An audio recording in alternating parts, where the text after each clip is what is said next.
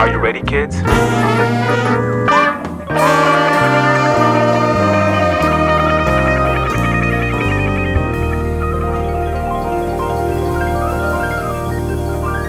Hello, everybody, and welcome to Subject High, the only podcast on the internet with the guests who do. I am your host for this episode and all episodes, Hookaloof, 24, a bear, and in this episode, we welcome the Minister of Puffy Stuff, Kite. Please join us as we ask him a series of questions that drill down to the dark heart of man. Hi! How are you doing? I'm doing good. How about you? One of these days I will be able to read the stupid titles that I give people without laughing at how dumb they are, but... It's appreciated. That's the best and most descriptive way I've heard somebody ever describe me. Well, I'm so glad that you were pleased with that terrible introduction. But for those who are not in the know, which is going to be probably few people, you're well known because you're a very talented artist. Why don't you describe the sort of thing that you like to draw? So, just kind of generally, I like to draw just big, wholesome, round characters. I don't really do not safe for work stuff, even though it is because of the context. But I just kind of like big, round, soft things, and that's what I do. That is something I was a little bit curious to touch on, and you could feel free to shut me down if this is not something you're interested in. But relatively recently, you had what's it called? Oh yeah, the Furry Life Online stuff. That was that got way more out of hand than I anticipated. But before you launch into it, I do want to say, I didn't see, this wasn't some big drama that I saw. I saw my friend, you, getting a little bit upset by, how some people were reacting to the stuff that you make. And I think that you have an interesting, perspective that I would be curious to pick your brain a little bit on. For sure, yeah, no, essentially just what happened is I uploaded some art to the website. I tagged it, with the fat tag because if anybody's familiar with my stuff, I have a big round blue wolf character, who I've had for pretty much since I started drawing. And I just uploaded it and under the fat tag because that is what he be. And the website, moved it into the not safe for work section. And, at the time I was like, whatever, it's fine. But somebody was talking about it, and how kind of the rage machine starts going when other people start, getting on it. I commented about my situation, and I just kind of publicly said something. Ultimately, at the end of it, I just said, whatever, I'm not going to be using this website. Well, then people took it way out of hand, and I don't want to say they turned me into a martyr, but I've heard a couple other people say that they turned me into a martyr. Because they were using me as a case study and all this stuff, and I just didn't know how to handle it, and it blew my brain. That is pretty buck wild that you deciding not to use a certain website was treated by a segment of the fandom as the crucifixion of your cute blue wolf by this terrible new usurper site. Yeah, and that's the major thing. And of course, in the heat of the moment, I was saying, talking to a friend who they, were hell-bent on saying that, oh, the stuff I do is not safe for work and all that, which, some of it is. I cannot deny that. But with certain characters, I make a point to not do it as much or to not, do it at all. And that's one of those characters since I've had the guy, since I was 12. So it just, it started arguments, it started stuff that I didn't want. And then somewhere down the line, somebody was saying that I had said that the website was fat phobic, which just isn't true. Yeah, I will say I didn't see any of those comments from you. Yeah, I literally, like, thinking back on it, I posted maybe 4 things about it, and that was it. Well, in the end, I have not seen anything about that site, like, at all.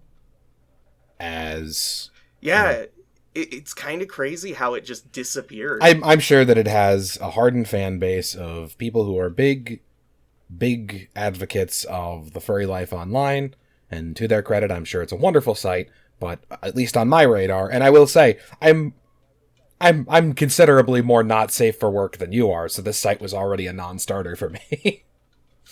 Right, yeah. And that's the thing, and that's just kind of, it's good we're talking about this, because that's kind of something I want to say is, like, I have no problem with the website, its staff, anything. It was just the weirdest situation. It feels like they kind of dug themselves a hole when weighing in on, like, the idea of, and not even an idea that I necessarily disagree with, but, like, the idea of quote-unquote fetish material being not safe for work.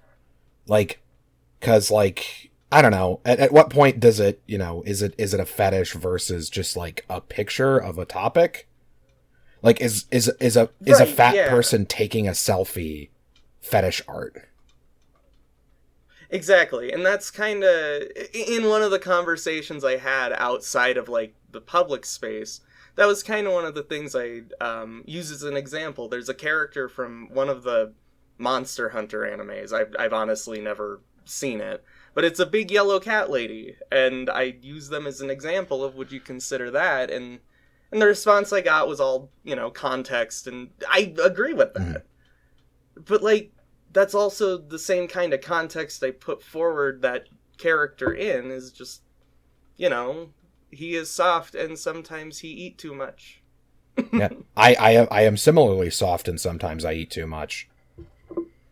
Exactly. I think most people, especially with everything going on right now, can attest to that. Yeah.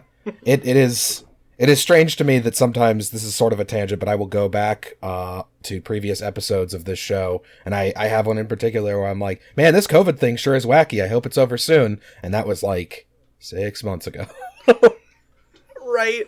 That's something funny too, because many people might not know this. It's no secret, but I do work retail at a pet store, and it's crazy how long it's been going, and just how slow it is going. Mm-hmm. It's been a bizarre 2020, and hopefully this podcast has helped some people pass the limited time when I'm not taking, like, several month-long breaks between recordings. Sorry about that. But I think people would understand. I think you're. I haven't gotten any harassing emails or anything. People have been generally just sort of like, hey, when are you doing another one? And the answer is right now. Well, not right now, but whenever you listen to this, it's right now. But sort of touching on the idea that having a character since you were 12 years old does bring up the question, how long ago exactly did you get started doing art, and what was the catalyst that brought that about? God, honestly, I mean, everybody says it. I've been drawing forever. But I think the major catalyst is during, like, the early, like, years of discovering it. And I tell this story, and it's the funniest thing, because nobody else has kind of had this experience. Literally just one day as a kid in, late elementary school, I straight up just Googled, like, fat dragons or something. And that... It was the weirdest compulsion. I don't know where it came from, but here we are, and it's what I do. Hey, that's, what an origin story. Yeah, it was literally, like, fated or something, that this is where I would land. And it's no secret at all either. Artists like, Japanese artists like Blue Crow and Galfax and other, people who I'm very happy to call, not friends, but, like, friendly acquaintances, just because of the language barrier. But just people who have a very specific, very soft style just really resonated with me at that age, and I've just always wanted to kind of not recapture that, because it's never really left, especially with those two artists. But I just, it's kind of a bygone era for the rest of, the fandom, as it were. Just because, a lot of stuff is moving more realism, based, more, more proper anatomy, which is something everybody should learn. I'm a very strong, advocator for don't just jump into it and expect to, get the results. You are going to have to work for it a little bit. Yeah, you have to learn. Exactly, yeah. And that, I guess that's something, that I want to say, because anybody who asks me, what they should learn to draw art like mine, because I get it asked every now and then, but I always tell people, learn anatomy so that you can know how to break it better. Yeah. No, just that is 100% a good rule. Yeah. Because a lot of people, and even I started out this way. I didn't learn anatomy until, high school. So there was a good, 5 or 6 years where I just wasn't practicing it. And my art, got stagnant because I didn't know about posing or, proper foreshortening and stuff like that. But that's kind of what I do now, is I try to make dynamic or less static fat characters. Yeah. I mean, I will say, I feel that my stuff is pretty, considerably static. That is something I, as an artist, struggle with trying to write the course of there. And I wouldn't say, just looking at your stuff, I wouldn't say it feels static, but I also always like to say it's never bad to keep pushing it. Because, if you start to feel it's static, maybe that's time to push a little further. Or, if other people start mentioning it, push a little further. There's never a stopping point. Not at all. And it is incredibly important to keep that in mind. Mm-hmm. Because there are so many things that you are going to learn and do, and just, you won't do that if you don't practice. Oh, yeah. It's easy to fall into a groove and just, keep pumping out the same thing over and over, and, it gets numbers, it gets views. But, are you happy with it? Is what I always ask people. Yeah. I will say, this has happened to me a couple times, especially as... Less so now, which feels like it would be inversely proportional, because as of a day after or a day before recording this, I hit 4,000 Twitter followers, and that's neat as a milestone. Yeah, which congratulations. Thank you. It definitely feels good, and that's the problem, is that stuff like that can feel really, really good. But back before I even had 1,000, I was not metrics obsessed, I would say, but I definitely checked my notifications on all the various websites I post on a lot more than I should have. Oh, and I think everybody does that. I know I did. I think everybody, as much as we like to say, oh, numbers aren't important, they're kind of important. At the very least, they're fun. Yeah, exactly. You want to see what resonates with people. But at the same time, sort of as I've continued, and I've been on that grind for a while recently myself. I think it's been a few months, and I put out a fully colored, fully finished piece every day for a few months now. Just because. Yeah, you've got a lot of inconsistently good. Too. I appreciate that, but it's just I personally just spent a whole lot of time in my life not drawing, and so being able to draw now, I just don't ever want to stop, and sometimes I don't sleep, and it's not healthy. Don't be like that, but...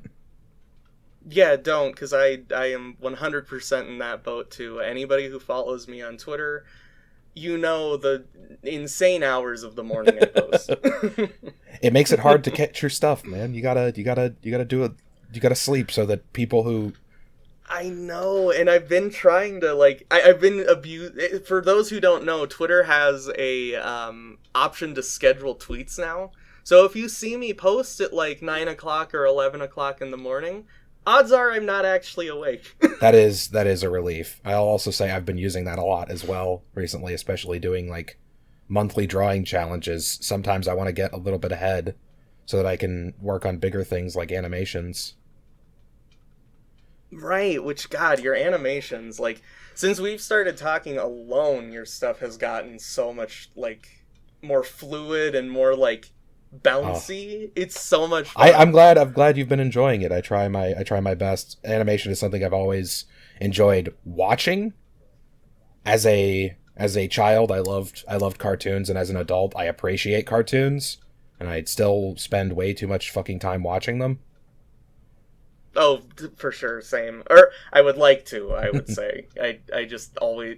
I have a horrible time with, like, long-form content. I always say that Studio Trigger is my favorite animation studio, simply because they usually never go over 25 That episodes. is true. Trigger's very good. This is going to be a tangent. I don't know if it'll make it into the episode proper, but have you seen their first feature-length movie, Promare, yet?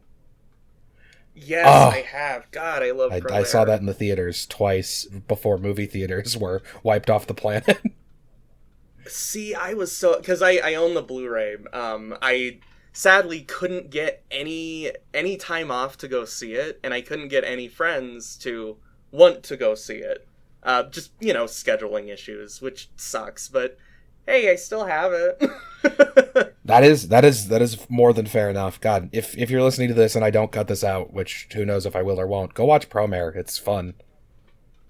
But I will... It's honestly it's so much fun. I will save my recommendations that you watch One Piece and not recommend that to you, because that's the king of the long-form content. God. Well, I always say it's hilarious. So, One Piece... it's really funny you bring it up, actually, because I use this as a joke. One Piece was the first chapter of One Piece came out, God, I want to say a month or 2 months after I was born. Wow. And somehow we're both still going.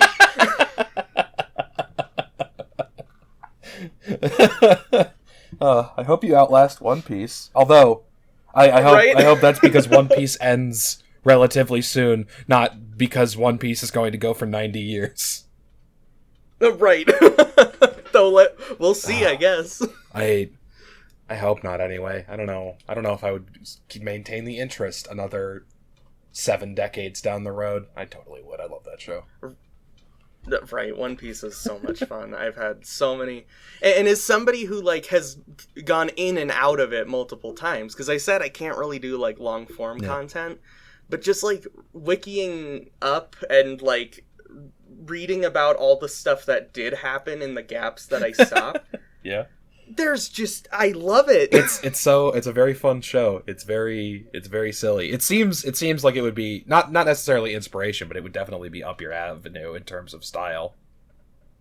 For sure. I like, One Piece is one of those shows that just has so many varied body types and so many, just goofy interactions. And that's just the stuff I live for. And so, like, even if I've, been out of it for a while, I can always, like, find clips of it and just re-fall in love with it. It's just such an imagination-driven series, and that's all I can ask for with a medium like anime. So, though, sort of speaking on the, you mentioned before that you were sort of trying to keep I've heard it described as kimono-inspired by different types of people, that sort of style in your art alive.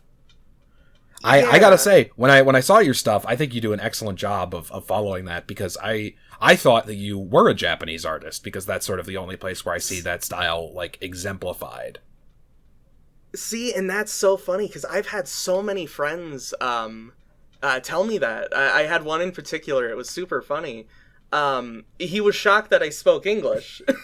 Like, he had said that he thought I had a translator, and a lot of that a lot of that comes from the, insane hours of night that I post. It comes I from thought the same thing. I thought the same thing. Yeah. It's just all the everything lined up to make it seem that way. Not Japanese, just an insomniac with a good style. Exactly. And thank you. I've had, not about your stuff specifically, though it has been sort of around some of the things that you've posted. My roommate is an artist as well, Ruby Snoot, and he's a big fan of your stuff as well. Oh, I didn't know. Oh, that's too cool. We've been roommates for like a couple years now, and he has, at least on a couple of occasions, we've talked about how cute that kimono style is and how good your stuff and other artists like you are. And he has said, I've tried to draw like that and I cannot do it. And I can attest to that the same way. I have attempted and I cannot for the life. There's some imperceptible difference that you've managed to grasp, and you've put it to good work. I'm very impressed. Well, thank you. I legitimately, like, I've thought about it, like, every now and then, because you get that kind of imposter syndrome with anything you do. And I've always felt like, oh, my stuff isn't, there's no way this is, like, as influential as people say it is, and, things like that. But then, like, the more, people say it, the more you start to kind of think it's true. And that's, like, the most, like, clear-cut way I've ever heard it described, is, like, there's just such a difference. Yeah. I wish that I had the vocabulary to properly express what it is about that style that I just cannot for the life of me do. For sure. Like, and it's that might be why, because it's funny too. I always tell people I have the worst time teaching people, like, just little things about art, because I am pretty much 100% self-taught. So a lot of it is just kind of me looking at things, drawing the thing, and putting it out there. I very rarely use tutorials, or if I do use tutorials, it's for something super specific. And it's why, and I feel bad, the only advice I really can give is learn anatomy. Yeah. It's the only, like, conventionally taught thing that I actually know and have been taught. I wish that I had taken like anatomy drawing course when I was in college. I could do one now at, like, some adult education place, surely, but I was actually not an artist when I was in college until, like, the last 2 years, and by then I was too busy trying to finish college to do anything fun. Right, yeah, and that's kind of kind of the opposite of me. Like I said, I've been drawing forever, to a point where in high school I actually got in a lot of trouble for it, because I would just doodle on everything. It was not on everything, but just during classes, during, study period. It was therapeutic. Hey, I totally get that, and myself and many others, I imagine, wish that we could have spent our time, procrastinating in class half as productively as you did just drawing on everything. Right, yeah, and that was the big thing, is I was always productive. If there are any listeners who are still in, like, college or anything like that, you can do it productively, just don't it's gotta be, like, a perfect balance. You don't want one to outweigh the other. Yeah, definitely. No one in high school should be following me, unless you're 18, and even then, like, I'm not super pleased about that, but for those who are, like, entering higher education, or you're, like, 19 and in high school, which I'm sure you've got an interesting set of circumstances, congratulations, but, just, like, don't let passion projects necessarily, like drawing, get in the way of things like schooling, because, drawing is great, but, like, I don't think even most furry artists would tell you that this is not necessarily something you want to do as your sole career. And that's something that's actually a really good sentiment, because I will always tell people, the main reason that I do work a retail job is so I don't have to take commissions as much. And that sounds, I don't want that to sound mean, but I work, the way I've always drawn is so like, it's to relax, it's to calm down, and it's to get like the crazy stuff that I have in my head onto paper. And that's hard when you have the anxiety of needing to get something done just on top of you. I love taking commissions, and I love, doing stuff for people. It's just, the reason you don't see a lot of fan art or gift art or anything from me is because everything I do is kind of spur of the moment. Yeah. That is understandable. And because it's there's every artist is different when it comes to stuff like this, but a lot of people have told me like that inspiration strikes them, and that's when they really buckle down and do the big work. Yeah, no, and that's totally how I have to do it. I struggle with planning, and I've said this multiple times, because, I'll always say, like, oh, I wish I could, get this idea on paper, or just, posting it into the void that is Twitter, so, like, maybe I'll remember it. But a lot of the time when people, like, say, like, oh, write it down, it's like, I've tried that, but it's so hard for me to recapture the emotions that made me want to do it. Yeah. There's a difference between like feeling an idea deep down in the pits of your soul and rereading an idea that you had a while back. Mm-hmm. Even ideas that you have that are fun, like in the moment, if you start working on them the next day, it can feel like a chore. Exactly. And it's such a weird balance. And I think even artists who are really good with like commission schedules can attest to it. Like, sometimes you just get an idea that just has to be done, just out of the way, just off the brain, just as soon as you think of it. Yeah, I've done a few animations like that, where just all of a sudden the thing that I did to celebrate 4K, I recreated the first One Piece opening terribly. That was a decision that I made at 2 a.m. that night, and I finished it at like 6 a.m. that morning. Yep, and it's just like, it had to be done.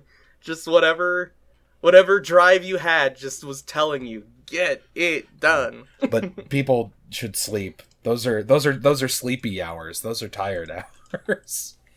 Yes, no, as somebody who's struggled with insomnia for years, sleep. Like, even if it's hard, like, throw your phone across the room, shut down anything electronic in the area, just put your mind at ease, because I can't begin to tell you how nice it is to sometimes be able to wake up when the sun is still in the sky. It truly does remind you that you are not like a mole person living underground. Oh god.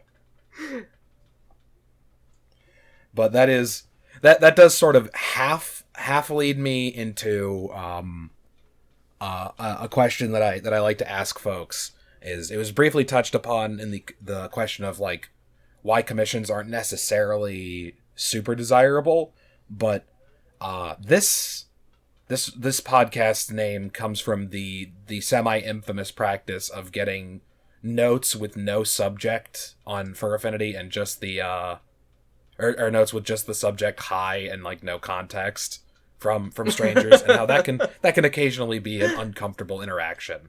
Don't feel bad if you don't feel bad if you do that, but allow this to be, if that's a practice that you make common, put a subject in your notes and put like more than like a full sentence in there. People will appreciate it. Oh, for sure. As somebody who, who deals with it from time to time, I don't really check FA as much as I probably should anymore. But I get those quite a bit. So to that sort of area. And, by all means, do not talk about anything that's too uncomfortable or embarrassing. But are there any notable, learning opportunities that could come from some of your less comfortable interactions with the furry fandom? Honestly, the biggest thing that I like to, kind of tell people when they've... I don't even want to say messed up on, because that's not really what it is. It's just, because, socializing is hard. Yeah. It's something that we all have to do, but it's something that we're all kind of... we all handle it differently.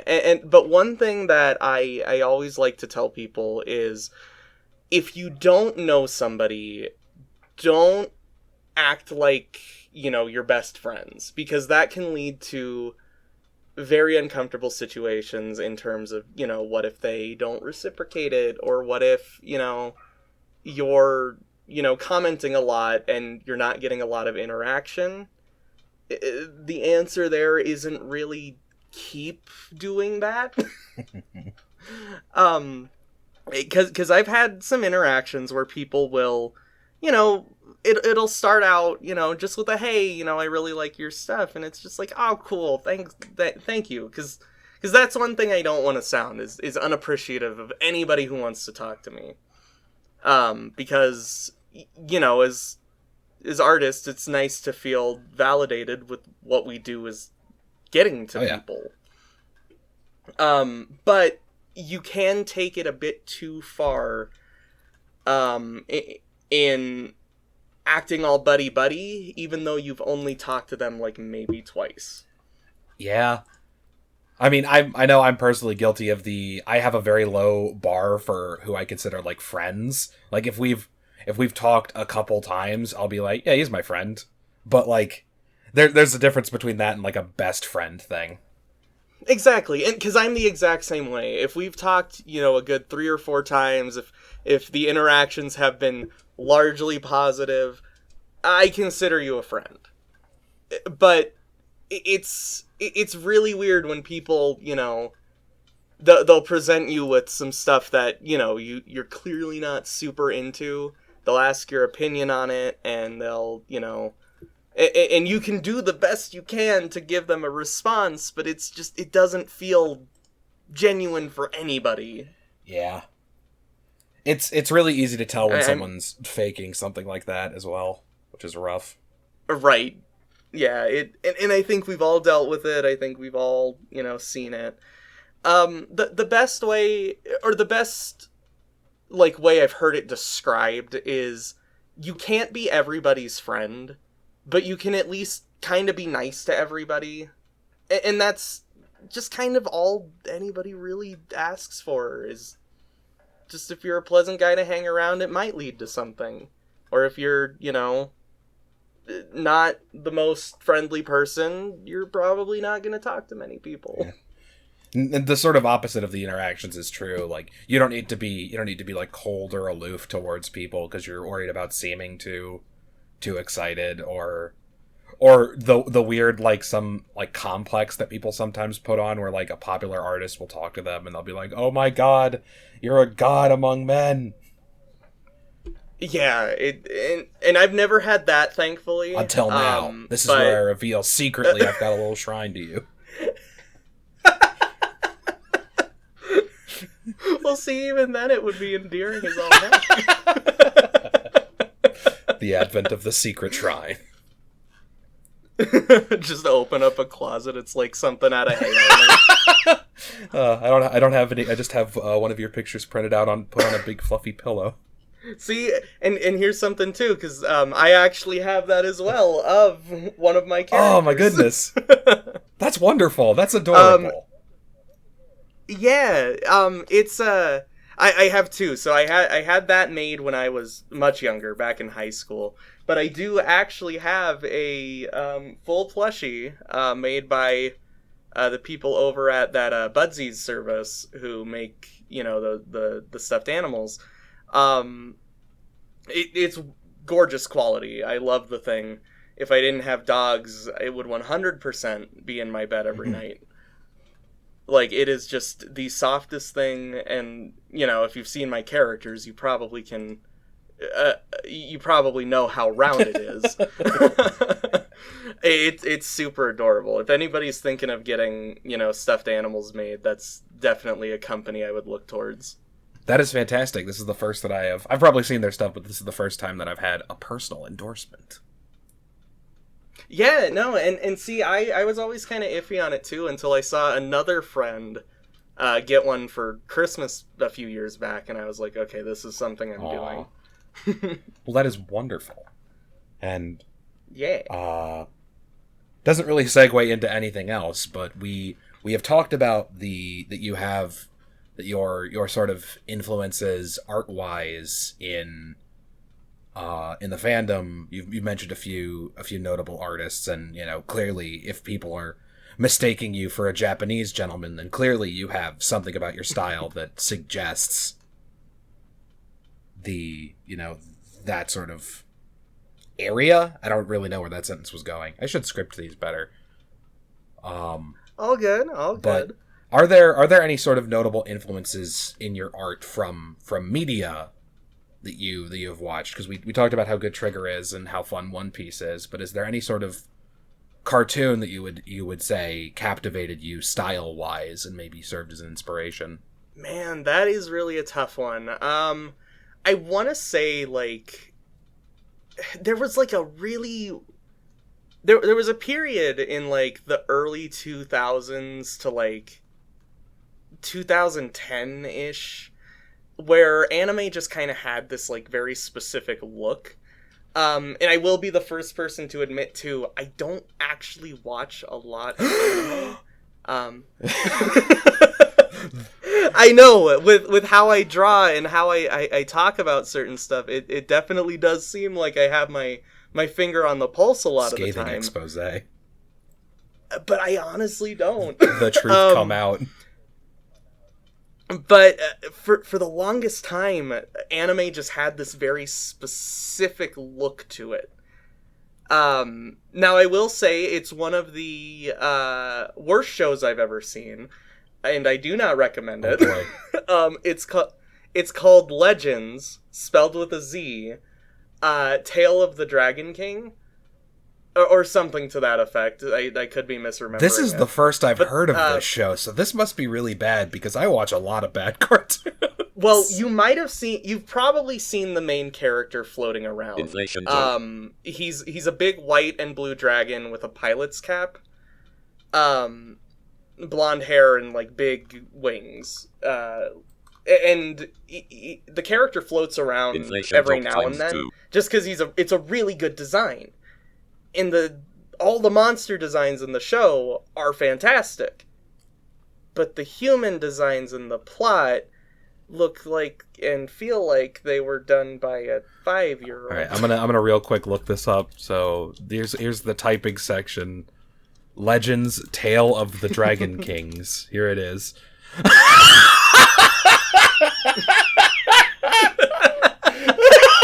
Yeah. This main character looks like anime reaction. Carl Pilkington. Yeah. Well, the way it looks like less good Shin Cranchan. Oh my god, you're right. Oh my god. Oh no, I don't.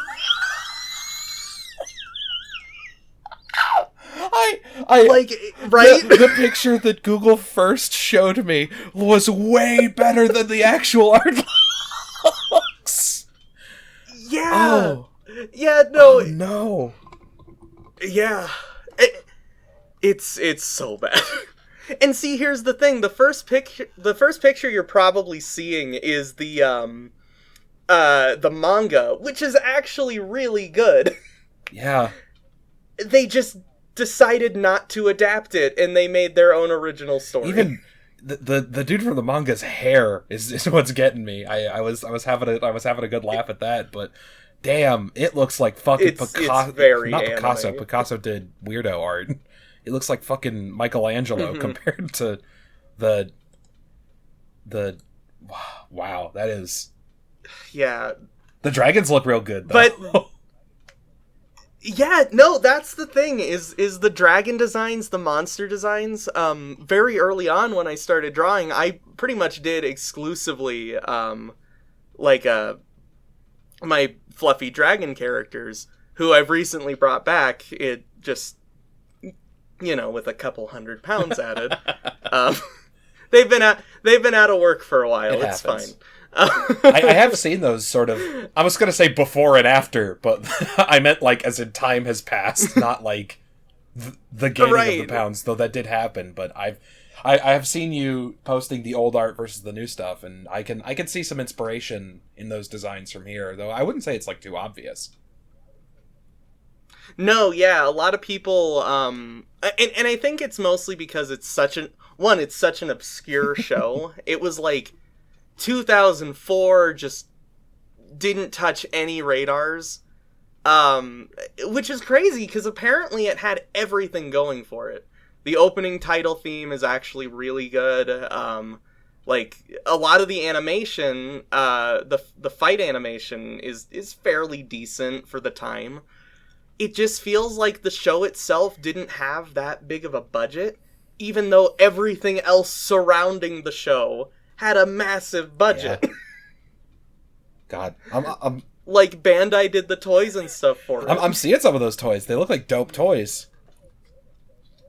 Yeah, it's just the show. A lot of these backgrounds I'm looking at, and like it's got that style that like Zatch Bell had, at least in terms of backgrounds. Yeah, but like the difference is Zatch Bell was a good show. Oh my god, I'm so glad you said that. I was afraid I was gonna have to fight you. I love Zatch Bell is like a 100% one of those like old Toonami gems that like only I apparently actually watched. I am in a similar boat, and I have a very this is relevant. It's related to drawing. It's the first memory that I ever have of like actually like working to draw something. It was like my 4th grade class had a here's how you start a business like demonstration thing where everyone had to make a store and sell little like tchotchkes or what have yous to their classmates, and everyone was given like 50 funny school bucks to go spend on stuff. And I like sat down and I paused on a cool frame of Zatch Bell that I was watching just because it was after school. I was like, damn, that's a cool frame. And I went and I got a piece of paper and I like slowly drew that frame. And the TV was too big to trace from. So like that's the first sort of memory that I have there. And if I recall, I think some kid who didn't bully me but was definitely bigger than me that I didn't say anything, just kind of like looked at it and was like, hey, this is pretty good, and then just walked off with it. That's crazy. That's like one of those like that's like one of those like elementary school horror stories that's like, okay. All right, bye. And then you look back on it and it's like, why didn't I do anything? It was literally my store. You have to pay for that. I know you have the money. They gave us free money. Yeah. But no, getting a little back on track. Yeah, if anybody wants to see that show, don't. Watch Zatch Bell instead. It's Please watch Zatch Bell instead. We needed the Zatch Bell revival, so they finish doing anime of the rest of the show. They need to finish it. They cut it off too soon. I hope it gets a revival like Shaman King. That's something I've always said, is that they need to finish Shaman King, but that's actually happening now. So now they just need to do Zatch Bell. We need to bring back Zatch Bell style censorship. Shit! My phone fell out of my pocket and made a loud sound. That's not professional. But Zatch Bell had some of my favorite. What is professional? Certainly not this show. Goddamn. and that's the best thing. But Zatch Bell had that really good like early 2000s style censorship Where, like, I remember one scene where a guy was, like, robbing a bank, and in the English dub, they drew his shotgun into being a laser gun. Yep. And because we're not Japan, we have laws about showing nude children on TV. And Zatch Bell as a character was frequently completely naked, and so in the English dub, they had to draw underpants on him. Yeah, a decision I agree a lot more than the shotgun one, because I don't want to see that personally. Right. But it did result in a lot of funny like scenes where he was putting on a second pair of underwear. Yeah, he would just put pants on over his pants. I appreciate that. Nothing will ever top the jelly donuts. Oh my god, I love that. They didn't even try. The censorship without actually censoring anything. Oh, 4Kids, please come back. 4Kids. Honestly, like, a group of friends and I were talking, like, say what you want about, like, 4Kids, like, practices in terms of, like, licensing just everything and hoping it'll work. They actually did some pretty alright work at, on certain shows. Some of that stuff is, like, hilarious to me now as an adult in a way that I wouldn't have laughed at as a child, and then the opposite is true, like the constant puns and wordplay. Right. Like, I will always say, like, the Digimon movie. It's not 4Kids, it's Fox. That is a good example, though. But that movie's great. I watched it again recently. I'll watch it anytime. That movie kicks ass. Honestly, like, I mean, and most of it comes from the source material. It's taking, for those who don't know, and for those who have tried to watch it, sat through the Angela Anaconda scene and turned it off. You best not be talking trash about Angela, Mom. That's so bad. I did skip the Angela Mon scene when I showed it to my friends. You are not missing anything. But like, it's so bad. Ugh. But the fact that it was pulling from the Digimon Adventure OVA, the Our War Game OVA, and whatever the one from Adventure 2 was called, the fact that it was, the source material was so good, kind of inadvertently just kind of let the dubbing team just do whatever they want, and they would have a pretty alright product at the end of the day. I do feel, and I think this is a sentiment that a lot of people echo, is the first half of that movie is the better half. Yeah, for sure. Adventure and Our War Game, like, as just individual shorts, because I'm that guy, and I own both of them. There you go. They're definitely the better of the three. Digimon has that problem that I think Pokemon started to have, where the movies, like, started out really, really good, and then just kind of gradually turned into, like, television specials, which isn't the worst. Yeah, no, in terms of, like, production, though, you can definitely feel it. They're good, though. Oh, no, all I was gonna say is that they just kind of turn more into marketing vehicles more than actual movies. Yeah. Though, God, I wish I could remember his name. Who is the director of the Our War Game one? Oh, I can never... he did Summer Wars. Yeah, that was what I was going to say, is that's one of my favorite examples of someone being like, damn, that was good. I wish I could do that again. Oh, wait, I can, but better. Yeah, so, and there's another good segue. If you haven't watched Summer Wars, that's one of my favorite anime, personally. It's just it's a really good story. It's got a really good framing device, and it's just, at the end of the day, one of those feel good kind of movies. Yeah. We've talked just a lot about, like, what good shows are out there to watch. This is the movie recommendation episode. Go watch Promare. Go watch Summer Wars. Don't watch Angela Anaconda. Look at cool pictures of dragons from Tale of the Dragon games. Yeah, just don't watch the show.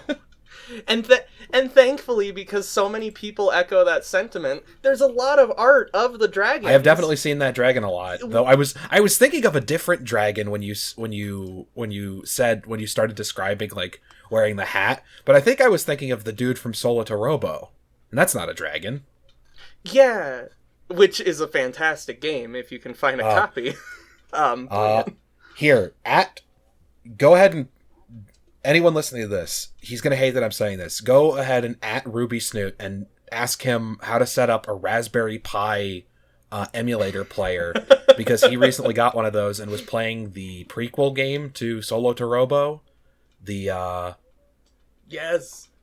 Concerto. That game's hilarious and super fun. You should ask him how to set that up, and he'll probably be happy to say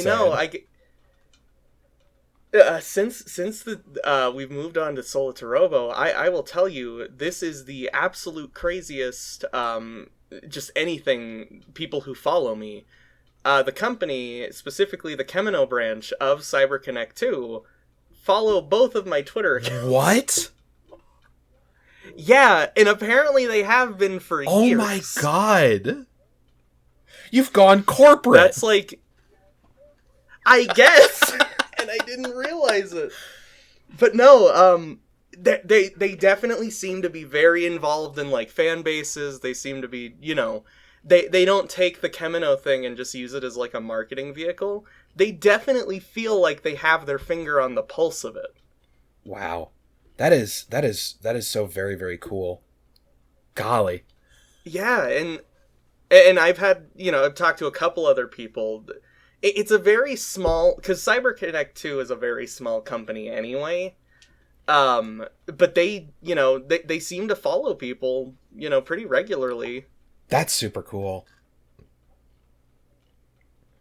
Yeah, just I love to see when a company just kind of embraces, what people like from them, and they're just like, hey, here we are. Oh wow. We're not that bad. They're riding the wave that their style helped to promote. Oh yeah, I guarantee if it wasn't for Solo to Robo, I wouldn't be doing the things that I'm doing today. Stuff like that is incredibly important and influential. And you never know when you're going to be someone's catalyst to get them to start doing things that they do today. Definitely, that's something really important that I love to tell people, is just like, don't draw just because it gets you big numbers or, stuff like that. You want to draw because you want to draw and you want to create, because that passion will kind of spread itself. It, like, even if it's just one person, yeah, you have inadvertently made their life a little bit better just because you put your heart into something. Yeah. Now, this isn't to say, like, if you want to draw horny stuff, don't draw horny stuff. Like, you could draw whatever you want, but, like, don't go chasing the things that are popular. Chase the things that are popular in your heart. Exactly, because at the end of the day, your heart... I don't know what I was gonna say. Something really hokey. Oh, we're not cut out to be protagonists. We can't do a fucking speech about friendship. Exactly.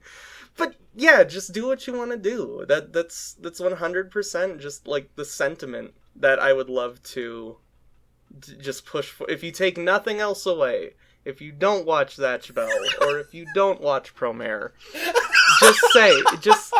just know. In the event that you don't watch Zatch Bell, believe it or not, some people won't. But if you don't. Hi everybody, post-production Hookaloof here. Just wanted to say real quick, I'm not joking. I do want you to watch Zatch Bell, and I do want you to watch Promare, please. And also One Piece if you can, but, mostly the first two. But the one takeaway is just do what you want to do. If somebody thinks it's weird, don't... Just do it. Like, it takes 1 sec. It takes more time to doubt yourself for wanting to do something than it does to just do it. That's just time, baby. I don't have anything good to add. That's a beautiful message, and now it's time for me to ruin it. All good. I I do that myself a lot. All right. Well, that is all of the questions that I have had thus far. You have been an absolutely wonderful guest, and I am going to sort of push towards wrapping it up because we've been recording for almost an hour, and I think that's a good enough length. Unless I cut this down like crazy, which I can't imagine I would. I'm a bad editor. All good. We've talked about a lot of really fun stuff. I've had a great time.